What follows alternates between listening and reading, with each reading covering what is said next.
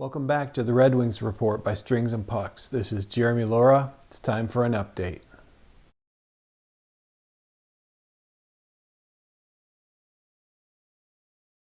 Detroit remains perfect in the preseason after winning their second game, this time against the BuffaloSabres 5-2.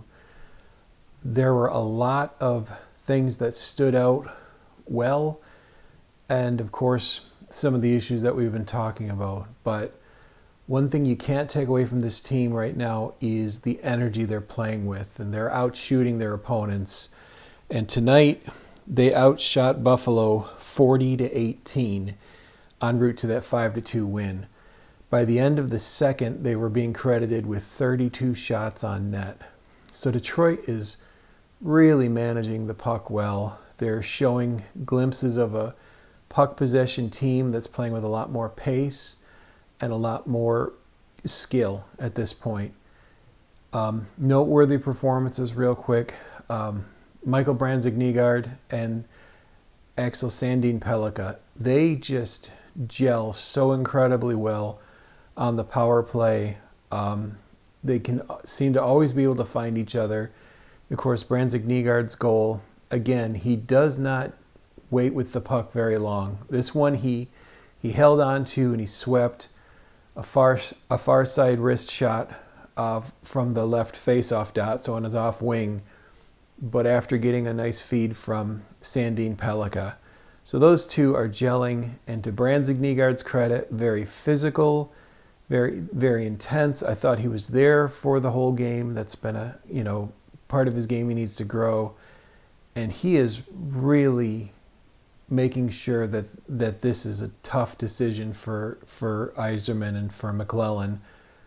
Danielson had some really strong looks tonight. He's continuing to grow. And Emmett Finney, of course, he was skating at times with Larkin and Raymond again. And Finney continues to just show up everywhere. Moritz Seider, physical. I don't know if you saw at the end of the game, they put up how many miles each player had skated. Seider had done about 22 minutes and 3.2 miles on the ice. Owen Power had done over 27 minutes and I think 3.6 miles at that point.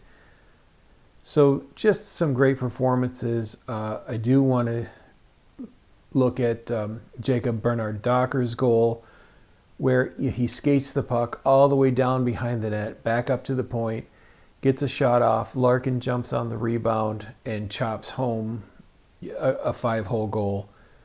But really I want to focus on Andrew Copp for this one. I've been as critical of Copp's performances and his contract as anyone, but balls and strikes, he played this game the right way. He was there for the entire game. The opening shorthanded tally by Appleton, Copp set that up. He was on the puck. Boom, gets down the ice. They get that goal. Unfortunately, they end up letting in a power play goal, shortly thereafter. But that goal and then his score off of Raymond's work. So Raymond again works the puck down to the net. It's 4-on-4. Gets a shot off. The puck is airborne. Copp knocks it out of the air. It bounces 5-hole in. And if I'm going to be critical of him, I have to be able to step back and say he really has answered the bell. Because with the time he's missed, with the contract he signed, his numbers to date, they just haven't been what Detroit's needed for a $5 million plus player. But he is motivated. He looks borderline angry out there. And that's what I felt like we need to see from Compher as well. Compher needs to be just keyed up and angry, fighting for his job. Because honestly, Copp and Compher are the veterans that get talked about the most as possibly needing to step aside. Tonight, Copp looks like he's ready for the season, and he's a guy you want for the penalty kill. He's a guy you want as a two-way forward, a third line center wing. He and Rasmussen will kind of play off each other. But really commendable job by Andrew Copp tonight. I really thought he stepped up. The team looked fantastic, except letting in 2 power play goals. When Pastva took over a net, he was just solid. Talbot had some good saves, but again, when the Red Wings aren't letting in those shots against, so by the end of the second period, I'd mentioned the Red Wings were credited as having 10 shots on net. 32 shots on net at the end of the first period. Buffalo only had 9 shots after 2 periods, but they had 2 goals on those 9 shots.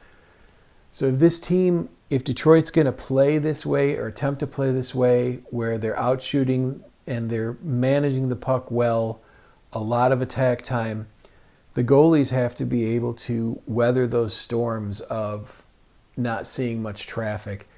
Talbot came up with some big saves, and again, Pastva closed out the game very, very well.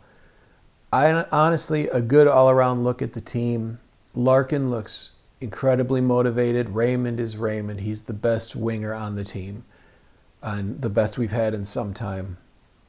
And I mean, as a 200-foot winger, obviously, DeBrincat is better just on goal scoring, but 200 feet, Raymond is just fantastic. So let me know what you think. Is Copp showing what he needs to show to keep his job going into the year? I think he is. I think Comfer needs to step up, but tonight Copp did a lot of things that impressed me and was certainly a part of Detroit's win over Buffalo. Thank you for tuning in.